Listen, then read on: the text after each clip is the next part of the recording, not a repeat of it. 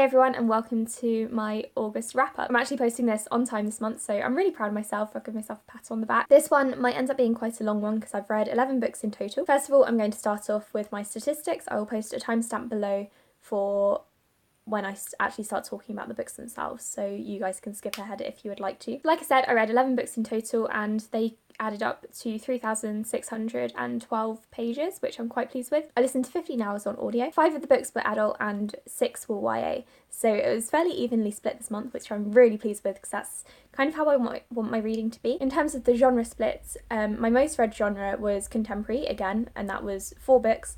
I read 2 thrillers, 2 sci-fi books, 1 horror, 1 paranormal, and 1 non-fiction. And again, little to no fantasy, so I don't really know what's going on with my reading this year. Right now it seems that I prefer to read contemporaries or thrillers, which is strange because I always thought I would prefer fantasy, but apparently not. I read 4 backlist titles, 3 new releases, and 4 advanced readers copies, and I gave 0 books 5 stars, 5 books 4 stars, 3 books 3 stars, 1 book 2 stars, and 1 book 1 star. So overall, a pretty good reading month. I didn't give many books a low rating. I'm really pleased with how these statistics are playing out. I feel like my reading has gotten quite diverse this year, and I'm definitely branching out a bit more in terms of genre. So now on to the books. I don't actually have any physical ones to show you because I read entirely ebooks or audiobooks this month, which is strange for me, but I think it's because I was reading mostly advanced readers copies for ARC August, and I get most of those from various publishing websites. So I don't have any physical books to show you, so you're just going to have to put up with the covers being on screen. The first book was The Cabin at the End of the World, which I gave 4 stars. I loved this book. It was incredible. The only reason I didn't give it 5 stars was probably because it was so short. I spoke about this in my last wrap-up, but in case you want to know what it's about, which I imagine you do, there are these 2 dads and 1 daughter who go and stay in a lakeside cabin because they're on holiday. One day, a group of 4 people show up at the door and tell them they have to make a sacrifice in order to save the world because the apocalypse is coming. The entire book is told over a short period, I think, of 2 days, and the main characters and the reader aren't sure if the apocalypse is actually happening, if these people are actually there for a legit reason, or if they're just making shit up, or like if they're psychopaths and have shown up and just want to kill everyone. I thought this was super creepy, really well written, and this is the first book I've read by this author, but apparently his fans think that it's his worst so far. So I'm really interested in reading his other books. I actually have a lot of things to discuss, so I think I'm going to do a separate video review on this book. Next I read All These Beautiful Strangers, which is my first book for ARC August. I gave this one 4 stars as well. This one is set primarily in a boarding school. The main character, Charlie, her mother has gone missing. She went missing a few years ago, and she is kind of prompted to start looking into how and why her mother went missing. No one's really sure if she was murdered or abducted or if she had just run away on her own accord. And the book is also told in flashbacks to when the mother was around and also younger. So you see her meet the father and you see some of the stuff at the school but in the flashbacks because the father went to the same school. And I really, really enjoyed this one. The mystery was very, very good. I didn't really see the ending coming, although it was like one of my potential theories, but I wasn't set on anything in this book because anything really could have happened. I thought it was really, really well written. But I did feel like the flashbacks were more interesting than the present day stuff with Charlie, which is a bit of a shame because she's meant to be the main character. I then read Flutter, which was my second ARC August book, and I gave this 1 star. It was honestly awful. This came out in 2012, and I think even if I had read it back then, I wouldn't have enjoyed it. It felt very much like early YA. It was very simple and streamlined. The author didn't really try to go for anything kind of out there. The main character goes into these sort of fits where she thinks she is travelling back in time, and she calls these loops, and she's being watched and experimented on because the doctors and scientists don't really know what's going on.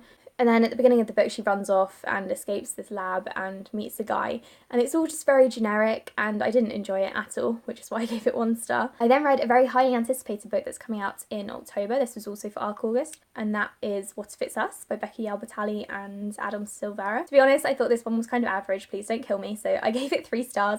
I've never read a book by either author before, and because they are so popular in the book community, I was expecting amazing things, so I think my expectations were a little bit too high. This book is about 2 gay teenagers in New York City. They have what I can only describe as a meet cute, and their relationship evolves from there. I really, really liked one of the characters. I can't remember his name, but I think it might be Arthur.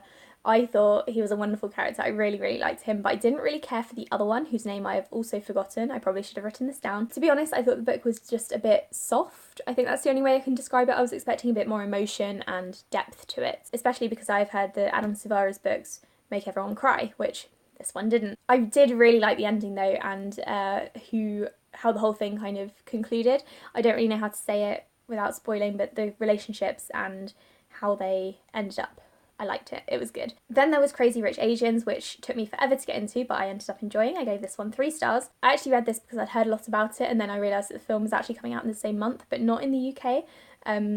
The film in the UK was originally going to come out in the winter this year, but now it's been pulled forward to September. So I'm quite excited for that because I did quite enjoy this book. In case you're one of the few people who haven't heard of this book, basically the main character, the woman whose name, again, I can't remember, I'm so sorry, I'm so bad at this. She is dating a really, really rich guy, and he takes her over to Singapore to meet his family, go to a wedding, and they are crazy rich. They basically all live in palaces and mansions, and they're all really snobby, and there's so much drama going on. It took me a while to get into the book. I have to say, I did actually consider DNFing it because I just wasn't getting into it at all. The beginning was really slow, and there were a ton of characters thrown at me, and I was just kind of like, what the hell is going on here?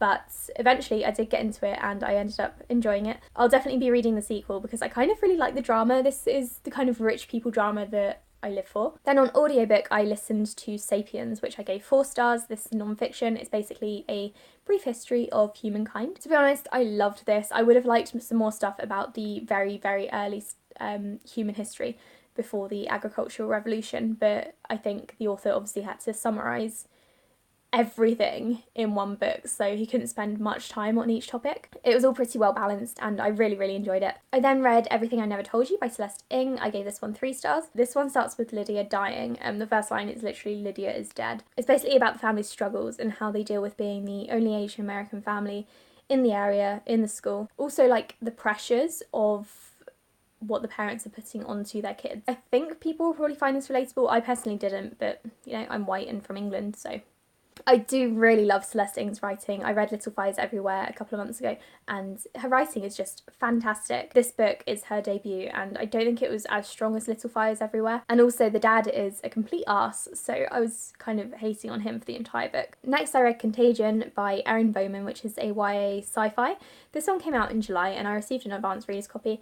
I actually ended up really enjoying it. The premise is basically Alien meets The Walking Dead, and I think that pretty much tells you everything that you need to know. Basically, the crew of this spaceship answer a distress call, which is coming from what is meant to be a deserted planet. So they get there and they realise that a virus has kind of wiped through the entire crew of these researchers who are on this planet, and it's turned them into these weird zombie-like things. To be honest, I didn't like any of the characters. They were all really dull and didn't really stand out to me at all, but I did really enjoy how action-packed it was, and also like the history behind the virus and its origins and stuff. I really enjoyed reading about that, so I hope that in the sequel Erin Bowman will talk a little bit about that as well, because I really enjoyed reading that part of it, and I think it's partly because of like the scientist in me, and it was a really good book, so I'd recommend reading that. I then read A Very Large Expanse of Sea by Tahara Mafi, which is coming out in October this year, and it was very, very good. I gave this one 4 stars. This is a YA contemporary set a year after 9/11. It's about a Muslim American teenager who is dealing with a ton of crap. This was really, really well written. I didn't like the Shatter Me series.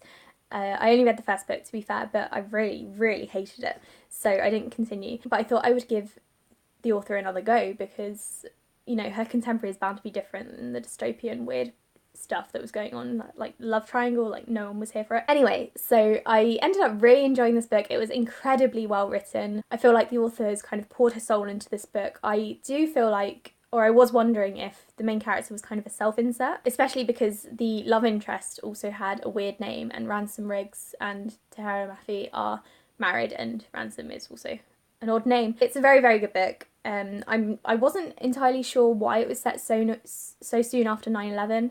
If anyone knows the reason for this, then please enlighten me, because I imagine that Muslim teenagers in America are still going through this kind of stuff now.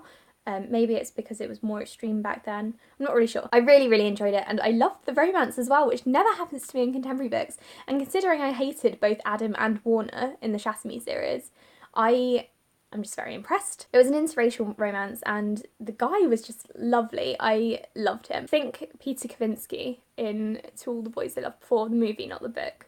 He's that kind of guy that everyone is gonna love. Then I read No Exit, which is coming out in 2019. I think it's already out, but then it's coming out again. It's being republished or something. Anyway, I gave this one 2 stars because it was kind of crap. It's an adult thriller. It's about a young woman who is travelling over the Rocky Mountains to see her dying mother, who's recently been diagnosed with cancer. She stops at a rest stop and then discovers that there is a child trapped in one of the vans there, and there are 4 other people at this rest stop, and she needs to figure out, first of all, who the hell owns this van, because there's a child in there. Secondly, why is there a child in there? And thirdly, how to get the child out of the van. It sounds quite good, but unfortunately it wasn't. It just wasn't a good thriller, and it took me 7 days to read it because I was kind of just bored by it, but not too bored to continue reading. It was quite action-packed, I admit, but the twist just seemed to come out of nowhere, and it was kind of like everything was going like really streamlined, and then all of a sudden it was like, but haha, actually this person did this thing, not the original person that you originally thought it was. And it was just kind of like, what the hell is happening right now? And lastly, the final book that I read in August is actually one that I'm reading right now, but I'm planning to finish it today, so I'm including it, and that is Mirage. This is a YA sci-fi / fantasy. I haven't actually hit the fantasy parts yet. Don't hold me to the fantasy part. It's actually really good so far. I'm enjoying it. It's nothing amazing, and it's also quite short, so I'm wondering how much the author is going to pack into this one book, because I know it's going to be a series. Based on what I've read so far, I would recommend it. I'm really enjoying the world building, and it's very like atmospheric, and the Moroccan inspired like theme that's running throughout, I really enjoy that as well. Those are the 11 books that I've read in August. Hopefully you've come across some new recommendations, or I've inspired you to pick some books up. Thanks for watching, and I'll speak to you in my next video. Bye.